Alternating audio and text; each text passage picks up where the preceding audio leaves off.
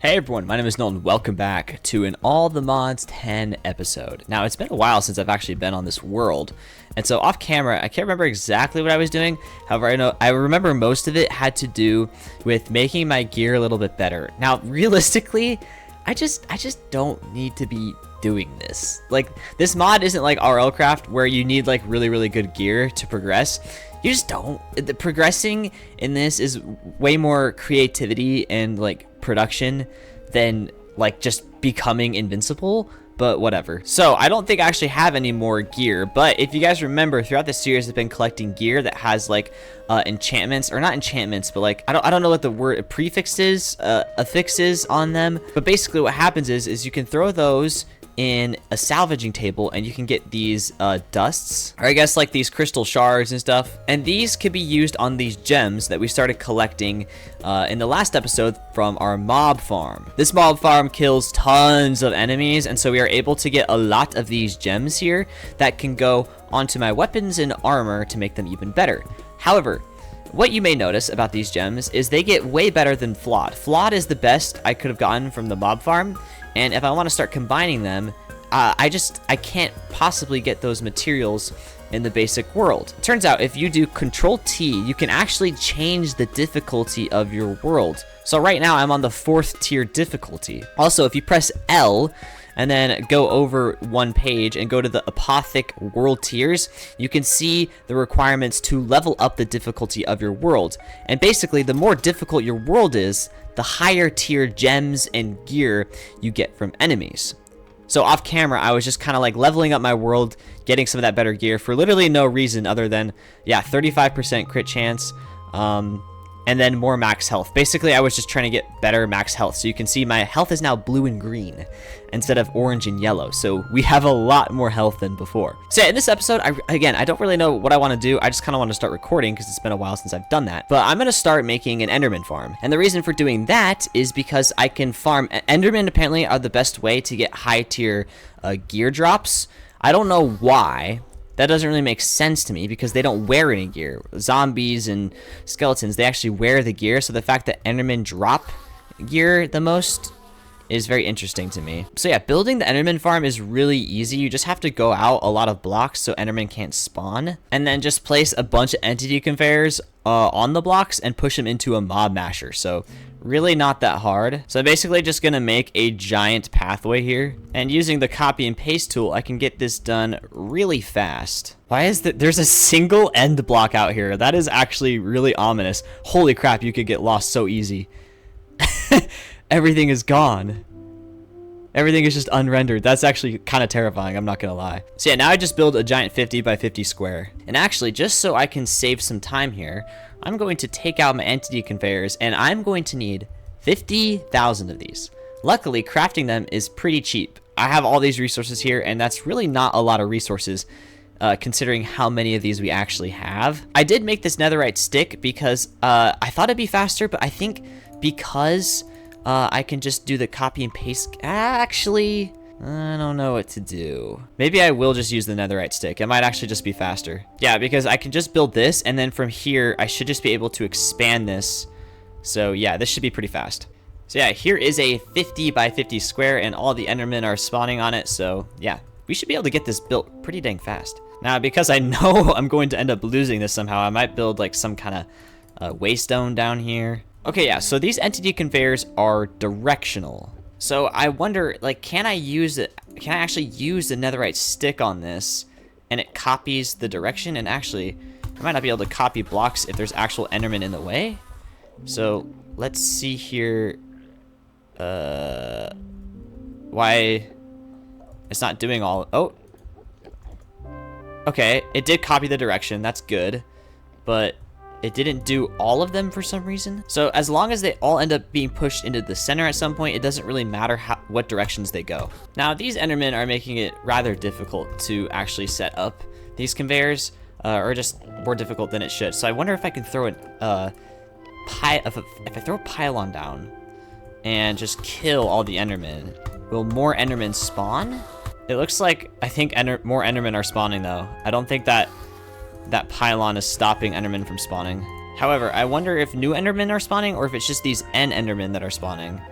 So if I can block them off too, that'd be cool. Okay, it actually looks like it's working. I am clearing them out. Guys, my math is dumb. You need 5,000 conveyors, not 50,000. But I have the resources anyway, so whatever. Well, there we go. Now all of these push in towards the middle. So now I put these mob mashers down and then all the sharpness and looting upgrades in them. All right, so I placed a backpack underneath the platform with a magnet and pickup upgrade, and now any items that come close to the center just get picked up by the backpack.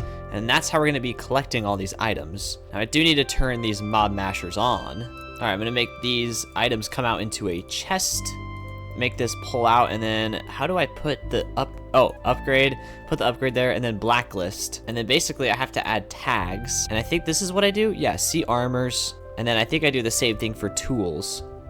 Now, can I do gems? Oh, okay.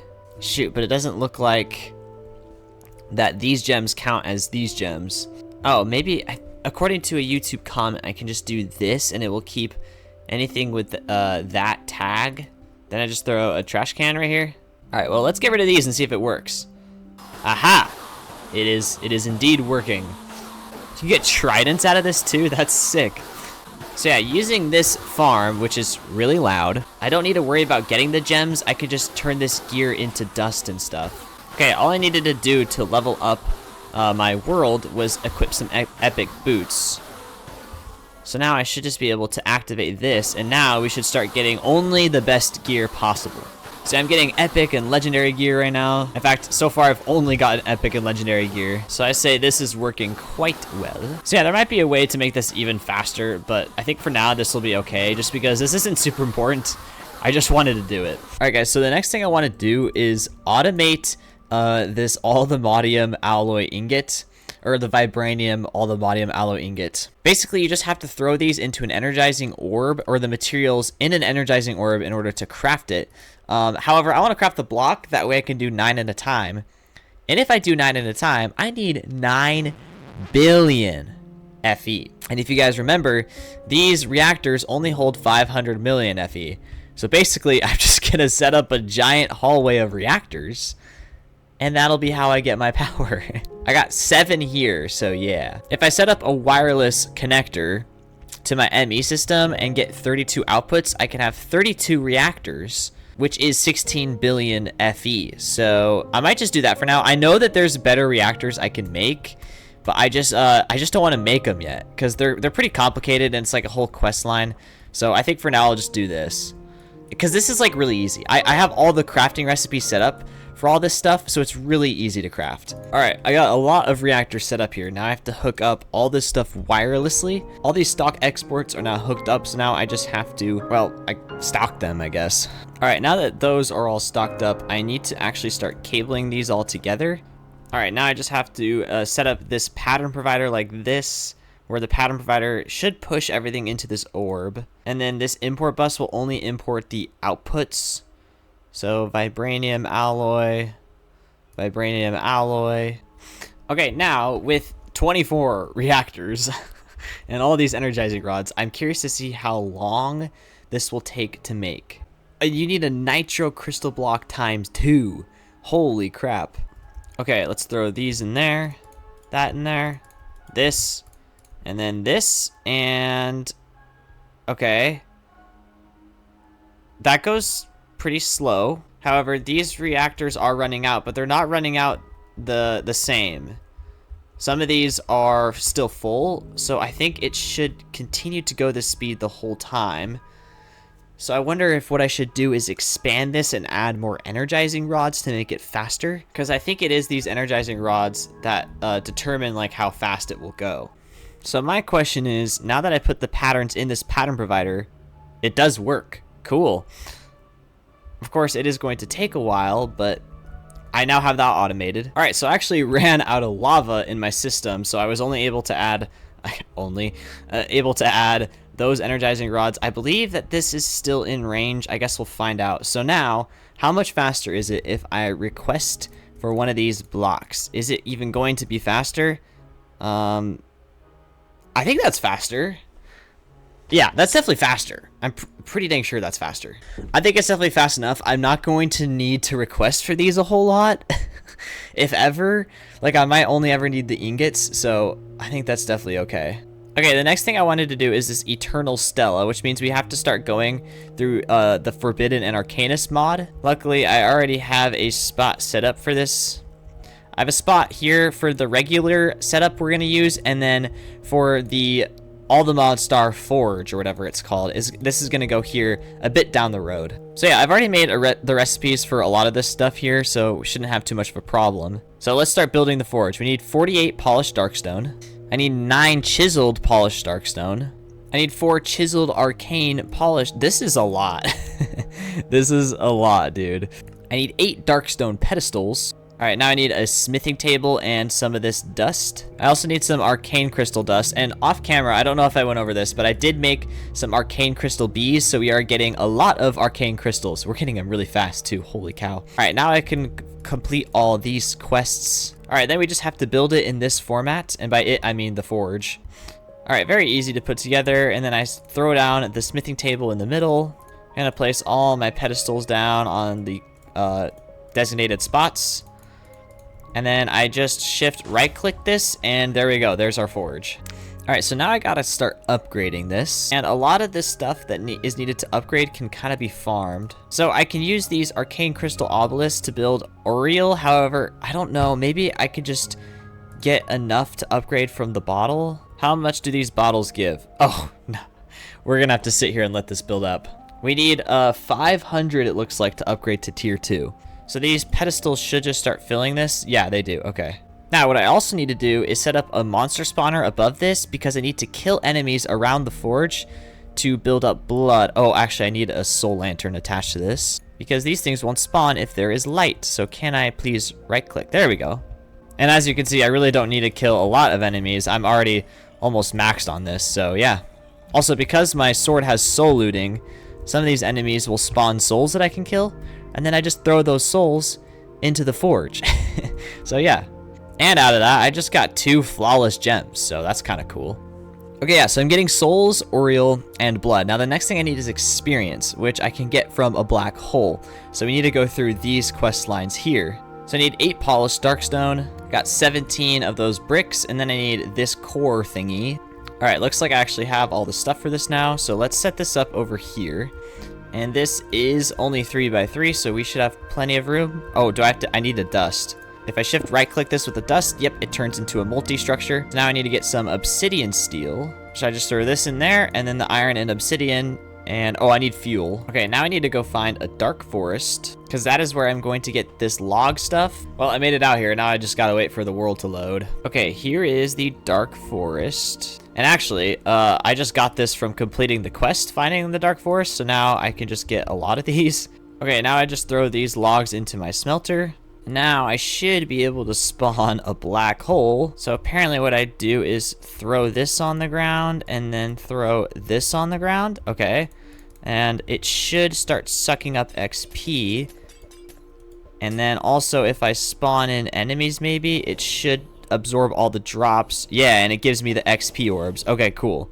But it looks like it will drop the XP orbs and then instantly suck them back in, which is not what we want to happen. Okay, now I throw this in here and it gives me some XP. And I don't actually even think I need XP to level this up. No, I do not. I could have leveled this up a while ago. Okay, yeah, so now I need to make a hammer. Okay, so I just made a couple recipes for making this. Okay, I made this. Oh, wait, what's going on here? Why isn't this working?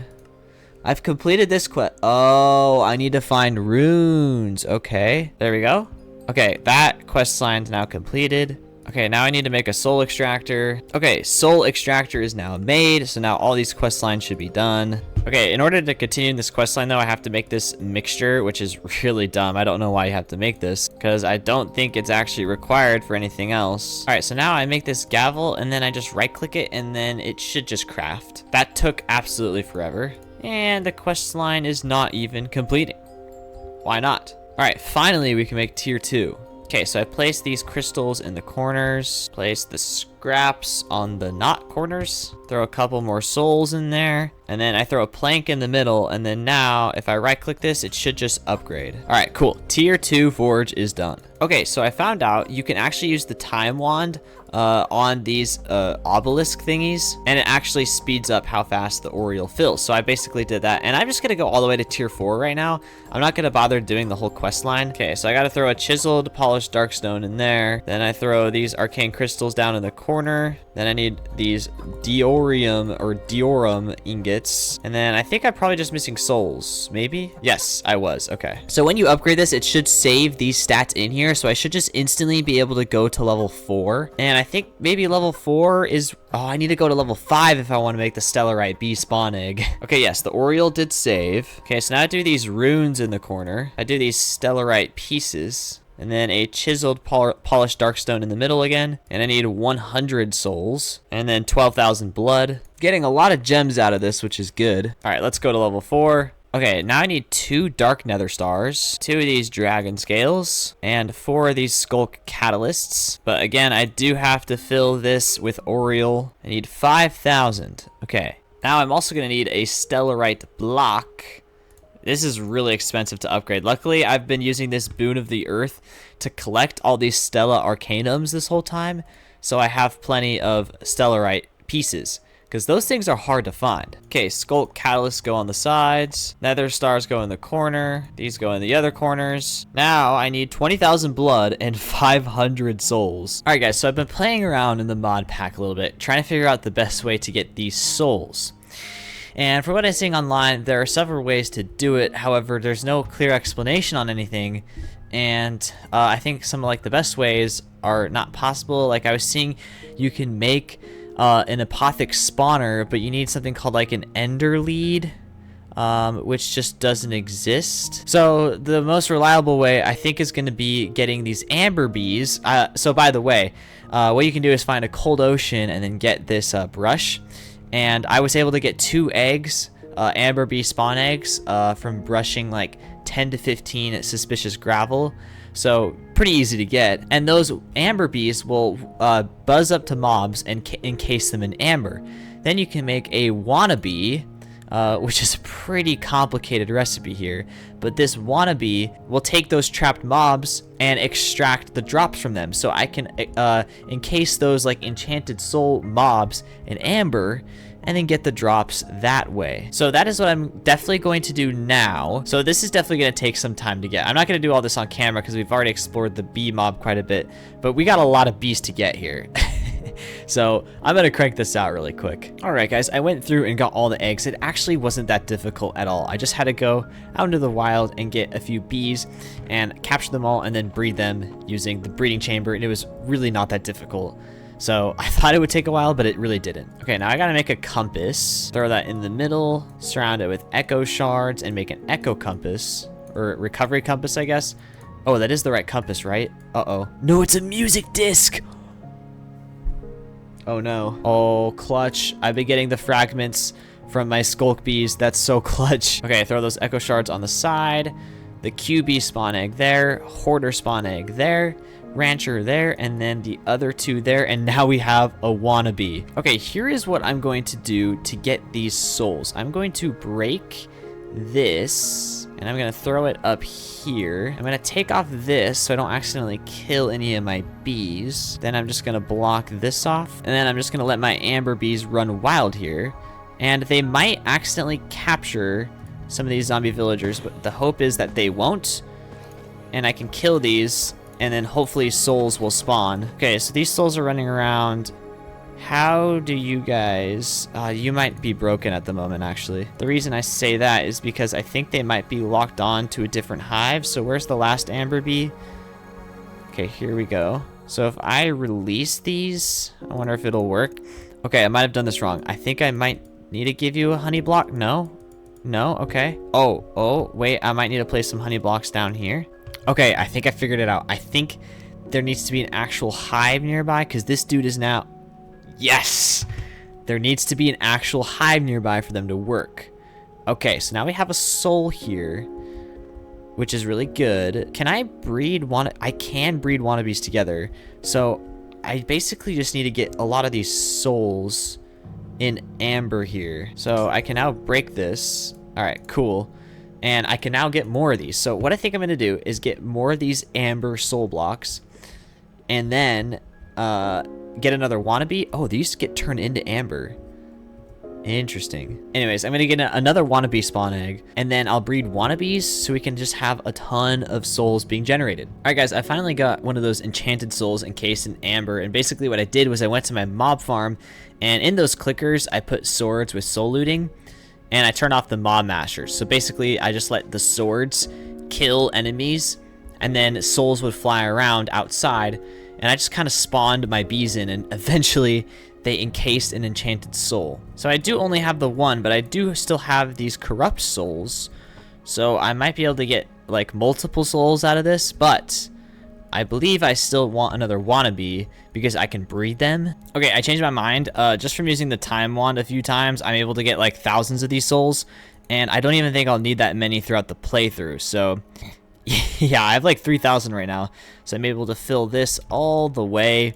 And I think, if I recall correctly, I was just upgrading this. So yeah, tier 5 forge, here I come. Now also, again, I'm sorry it's taken so long for me to get this video out to you guys. I went camping in the progress of this episode. So I don't remember exactly everything I was doing. And yeah, all I know is I'm making a tier 5 forge. So, alright, tier 5, let's claim all this stuff. So it looks like what we can do is now automate this whole process so I can get liquid souls. Okay, so change of plans. I am gonna get, I said I'd go back and do all this stuff. I think I'll do this off camera just because it's pretty boring. Instead, I think what I'll do for the next part of this episode is set up this forge. It looks like to me I should be able to craft all this stuff, but I'm more curious about automating all this liquid. So I could put a storage bus right here on this experience holder, and that allows me to see the liquid XP. Okay, the next liquid Oriole, needs a runic crucible, which is made from this. Oh, looks like I need to go through a lot of quest lines to get all this stuff. Okay, so what I might do instead is get a stellarite bee. This will allow me to farm stellarite and also these things right here, eternal stella. Okay, just threw all the needed pieces on the side, and of course we are able to get the ancient bee spawn egg because we have a ton of netherite bees.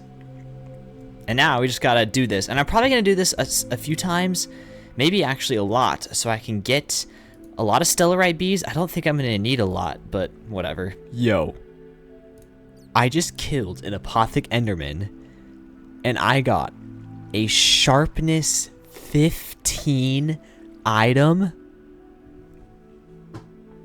Okay, that is 18 attack damage. What is the base attack damage for a netherite axe? Okay, so I get plus 80% damage with a sharpness, sharpness 15, which means I could make this sword do 91 damage. That is freaking insane. I can't believe I just got that. Okay, so this changes things. The episode is about 22 minutes long right now, so I'm gonna try to speed run through this quest line, and we are going to make this awesome sword, which is actually the second best sword I can get in the game. Technically, this Paxel does more damage, but I don't actually think I'm going to want that because I can get better tools than this Paxel. So yeah, we just got to go through this quest line and get one ingot here. Okay, I'm basically just going to make recipes for everything. Okay, so this fluid extractor can extract from logs and get latex. Okay, and the best wood for this is acacia. So I'm gonna change this recipe here. That way I can just put some acacia logs into my inventory. I can also use a block placer to automatically place these acacia logs. Okay, yeah, so that placed, and then that is extracting latex. Okay, now I can extract this into a tank with a storage bus. So now I can actually see the liquid from my storage, and I can extract this for the quest. All right, I made the latex processing unit. Okay, so now I can stock this with latex and water and automatically get our dry rubber. Okay, I can turn this rubber into plastic. And I actually got a couple upgrades here, which is nice. Okay, here is the disillusion chamber. Okay, I've now tripled my fluid extractor, so I'm getting latex faster. Now I need a mob slaughter factory so I can get pink slime. Why does that guy have such a giant pickaxe? What the heck? Holy crap, what on earth? Protection 9. Protection 9. Fortune dog, what is this? It breaks a 4x4. That's kind of sick. Alright, I have set up a monster spawner in there that pushes the skeletons to the mob slaughter factory, where pink slime gets pushed into this tank. Now I do need to make this faster.